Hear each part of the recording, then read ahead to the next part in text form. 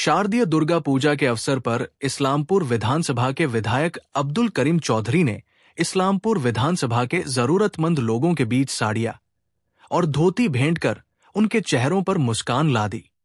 रविवार दोपहर इस्लामपुर शहर के वार्ड नंबर 3 स्थित उनके आवास पर लगभग सैकड़ों जरूरतमंद लोगों को पूजा के लिए नई साड़ियां और धोती भेंट की गई। आज इस वस्त्र वितरण समारोह में विधायक अब्दुल करीम चौधरी और उनके समर्थक मौजूद थे।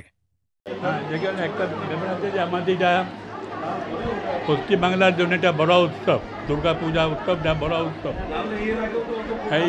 बड़ा उत्सवे सारा पश्चिम बांगलाय हमारे ममता बनर्जी नेतृत्वे समस्त प्रत्येकटा जिलाय प्रत्येकटा विधानसभा केंद्रे ब्लॉके सब जगह हमारे निर्देश आछे যে দুস্থ পরিবারদের যারা তারা যেন ভালো করে পূজাগুলো করতে পারে, পূজায় যেতে পারে, মণ্ডপে যেতে পারে, তাদের দুস্থ অবস্থা যারা আছে তাদের সকলকে মহিলাদের শাড়ি, পুরুষদের ধুতি আর ছেলেদের কাপড় পায়জামা কুর্তা এরকম করে দেওয়া আছে।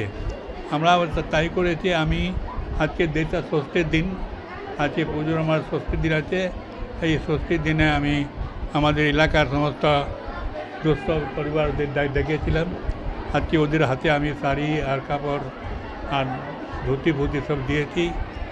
আমাদেরকে কয়েকদিন আগে মহালয়ার দিনেই আমাদের মমতা দি মাননীয় মুখ্যমন্ত্রী উনি ওপেনিং করেছিলেন পুজোটা মহালয়ার দিন। উনি আমাদের ওই যে আপনার ভার্চুয়াল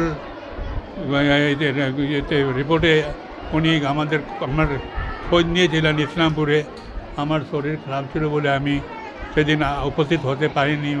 মমতা বাজি আমাদের খোঁজ করছিলেন, আমি সেদিন থাকতে পারিনি।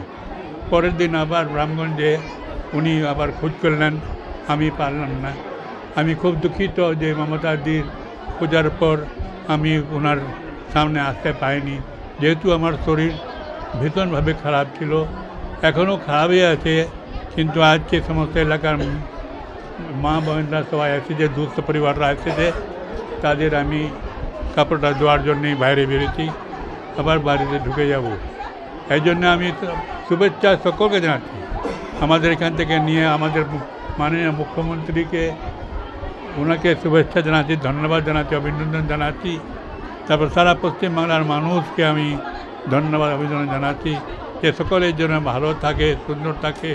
এই পূজা বড় উৎসবকে ভালোভাবে উৎসব মানিয়ে চলে আর শান্তিভাবে পুরো ইসলামপুর কেন পুরো বাংলায় যেন সব জায়গায়, সব জেলায়, সব জায়গায় কোনো রকমের অশান্তি যেন না ঘটে, যেটা মমতা দি আমাদের সকলকে নির্দেশ দিয়েছেন। সকলেই মিলে আমাদের মিলেমিশে কাজ করবে আর কোনো রকমের অশান্তি না ঘটে। এটা আমাদের কাছে আমারও আবেদন সকল ভাইদের কাছে যে তারা শান্তিভাবে পুজোটা, আমাদের ঘরে বহুত বড় উৎসব আছে, এটাকে সকলকে আমি শুভেচ্ছা ধন্যবাদ জানাই।